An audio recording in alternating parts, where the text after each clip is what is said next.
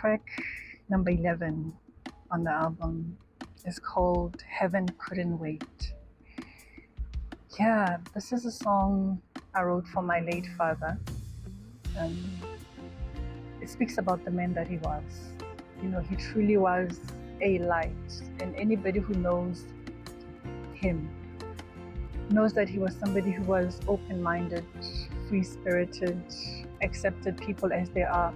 He was actually the one who taught me that watch out for people who are too kind to you.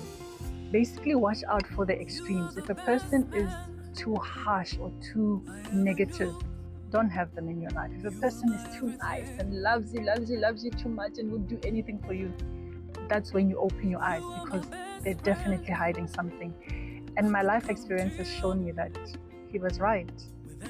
So Heaven Couldn't Wait was me saying, thank you for the lessons, Dad, and also saying you left too soon.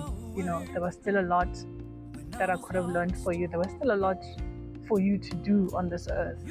But you know, we can't fight what is to be, and all of us have a time that is set for us to leave the earth. And I guess the time that he left was the time he was meant to leave.